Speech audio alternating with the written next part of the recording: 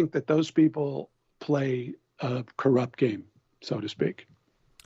Yeah, I mean, I really think that there could be some pretty bipartisan support for making our elections go faster and the vote counting process go smoother. Like, I know we're both aware of Glenn Greenwald. He's a Brazilian kind of transplant, and he had a bit of a thing where it was like they count the elections in Brazil, like a country that most Americans think is like less of a democracy than ours, in like hours. Like they'll have the results by matter of fact. Like it's very, very doable. Like it can be done, and it should be done, and there's no reason to hold us back. But I think the way to do that is to make voting easier and make the infrastructure better. And I think that first part is where the Republican side is going to have some resistance. Well, I think if each side gives, like, you know what, fine. You want to have mail-in balloting, that's great. Submit an affidavit. Or everyone gets a voter ID number. And that's the number that goes on your form. It's not that hard to make sure that a person votes once, votes legally, verify a signature. You know, some complaints are pretty valid. In where 100 million people voted before Election Day. Okay, and mostly that's, a lot of mail-in and early voting. Mm-hmm. But on the mail-ins, with the incredible increase in mail-in votes, only 1/10 of the usual percentage of rejections occurred. Now, how can that be? The 1/10 of the usual. What do you mean? The 1/10 of the projections? Mail-in voter rejections. Right? So they weren't rejected as the same clip, at the same clip. Correct. That they should have been. And so when you start to look at that, a more disorganized voting system with less, with fewer rejections, that doesn't make any sense. That number should be consistent. We have, especially in states, you got like 25, 30-year track record on mail-in ballots. What's wrong with requesting a mail-in ballot? Why did my deceased mother get 2 ballots? I mean, if I wanted to send them in, it could have. Yeah, one of the biggest things is just that. It's like there are some states that are like really good at this. They count it really like soon, and it's just such a disorganized process. That is definitely something where I think there could be some bipartisan agreement in terms of smoothing things out, but like the big hang up where I think a lot of like Democrats are naturally kind of like distrusting of some of these like voter ID laws that Republicans have had that just in the end like end up suppressing a lot of like voter suppression is like definitely something that like Republicans or Democrats worry about from the Republican side. I think with justification. I know, but here's another fact.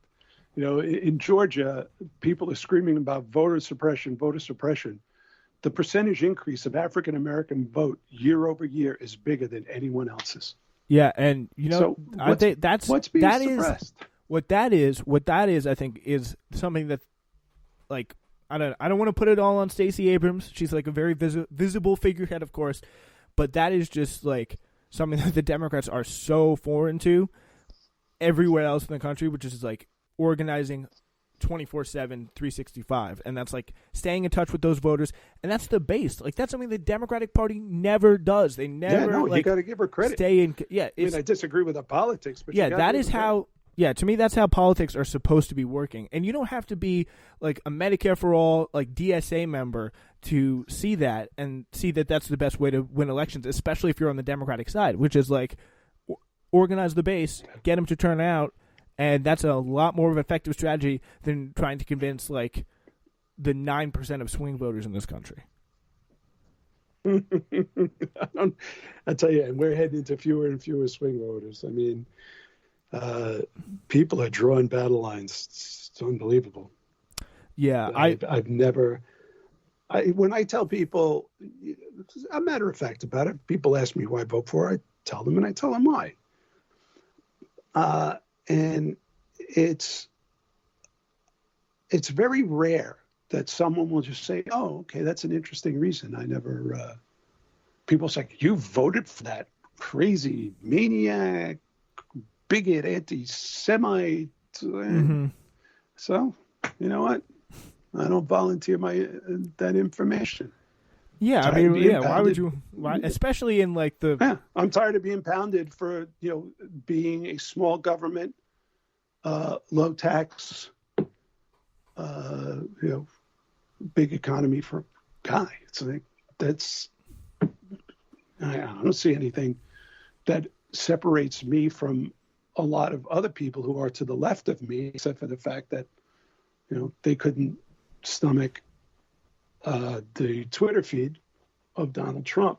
Now, he was bound to implode eventually, but I figured he'd wait.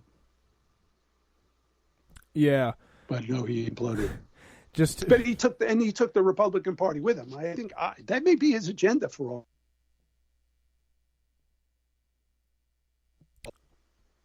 Because he certainly didn't help get Perdue or Loeffler elected. Yeah, In fact, they made both it almost impossible for them to get elected.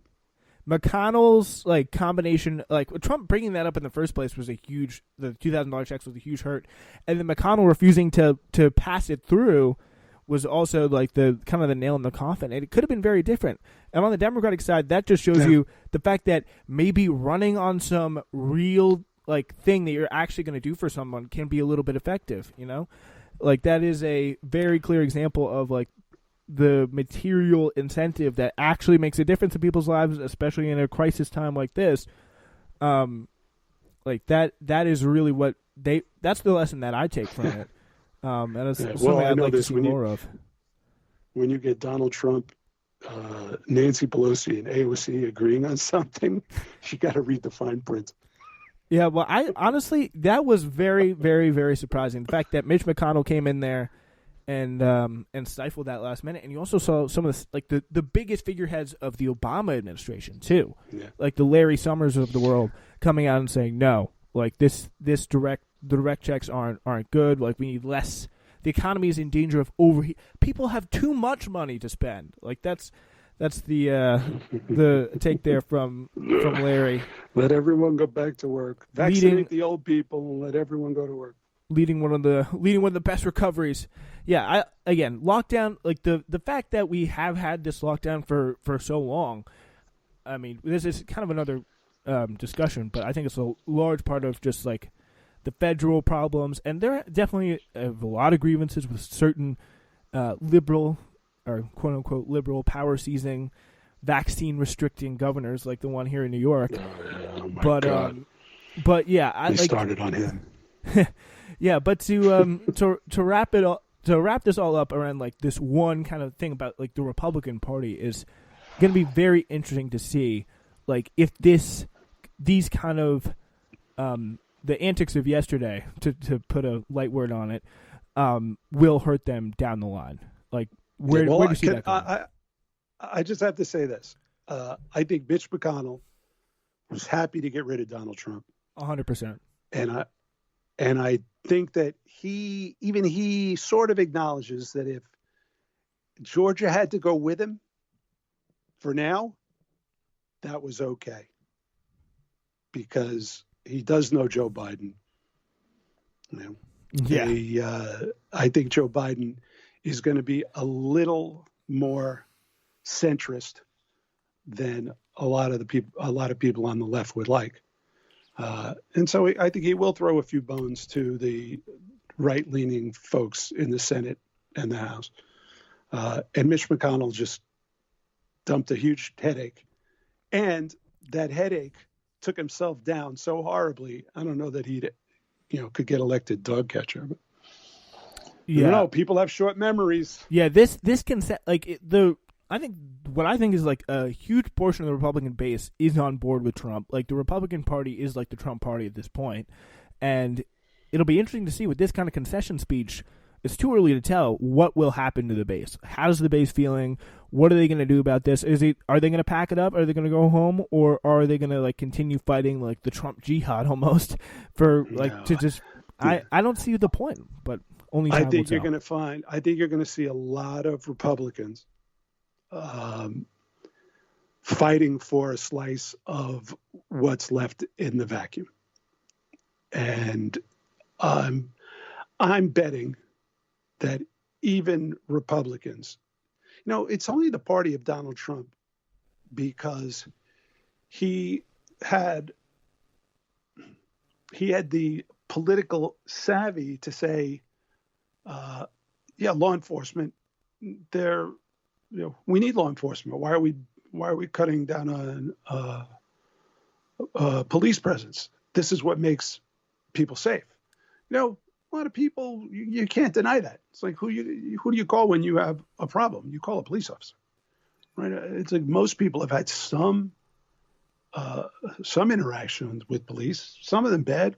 I would say most of them good, right? He was not a politically correct kind of guy, and I think a lot of people responded well to that. We'll see who rises to that challenge and represents people who are otherwise hardworking and just want to go along, get along, but are tired of being told that they're, racist, misogynist, homophobes. Yeah, I mean, I definitely think that it's like there are a portion of like Trump voters that are, I mean, I guess I don't even really know, but like there's a world where you could kind of see that they could be in some way brought to a more populist left movement, but I do think that I definitely agree with you that Joe Biden is going to be more centrist than left wing, and I say that with not the same enthusiasm that you're saying it, but yeah, and in terms of the Republican Party, I think it's going to be, I think it's like the tension, like the just not really, I don't have tension, like the just resentment of like pretty much everything and everyone is not really going to go anywhere for the time being. So that is just about all the time, speaking of time, we have today. David, thank you so much for joining us for this very important conversation. It's always a pleasure. I enjoy this. Yeah, sure. Be sure to have you back very, very soon. Everyone else, thank you very much for listening, and we'll be back with another news flash on Sunday.